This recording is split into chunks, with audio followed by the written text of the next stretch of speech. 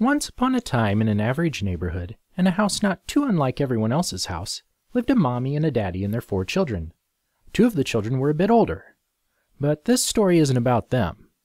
They had a younger brother and sister, not too young to talk, mind you.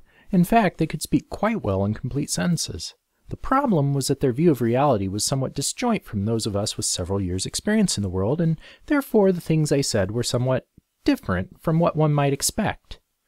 These children would say things like, "It's full of tight honor all the way to the 6th top," or, "I named this cotton ball. Do you love it?" Things like, "Let's play wacky on Tuesday. It's where the apple comes alive and the dodo birds are in Colorado." And, "Eat this. It's for your birthday," while presenting a handful of ballerinas. And so it was, one evening, that this family sat down to dinner. Now, it was no secret that the little boy was a picky eater, and tonight was no different. He poked his meal with his fork for a moment before asking, "Is this rice?" "No," said the mommy. "It is quinoa."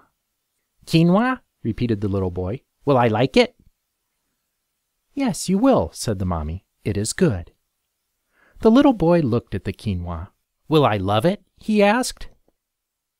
"Yes, child," said the daddy. "I should think that you will love it quite a lot." The little boy was not quite convinced. This time he asked, "Will I puke?"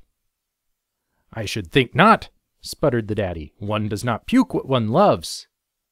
It was at this point the little girl decided to chime in.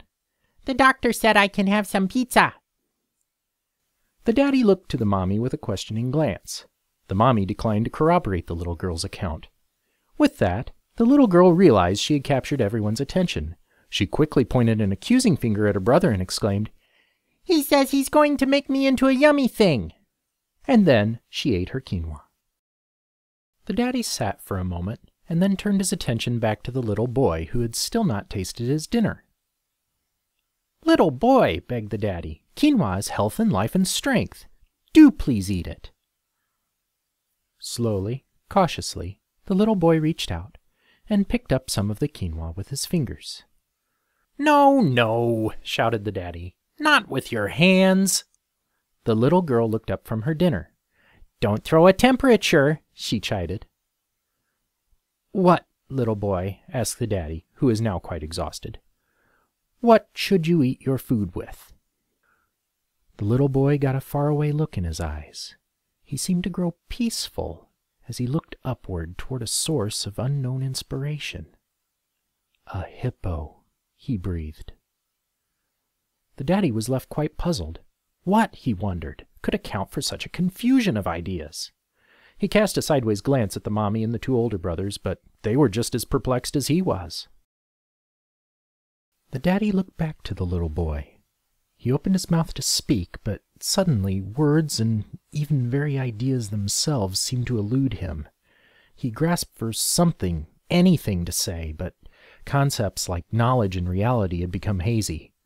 The very art of communication itself had become a distant memory, held only by the fine threads that anchor an otherworldly dream in the waking realm, just before they snap and all that is left is a memory of a memory lost. He stared blankly at the child and blinked. That is when the little boy spoke. "Daddy," he said. The child's voice sounded dreamlike in the numbed minds of the rest of the family. His words carried a mystic quality that made them somehow comforting. "I want to go scuba diving in Nevada."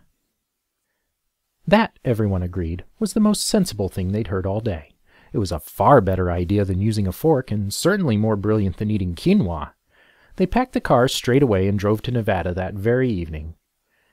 And to this very day, they say that on clear nights in the Mojave Desert, if you listen very closely, you might hear the voice of a small child saying, "Can we get a sea monster from the grocery store?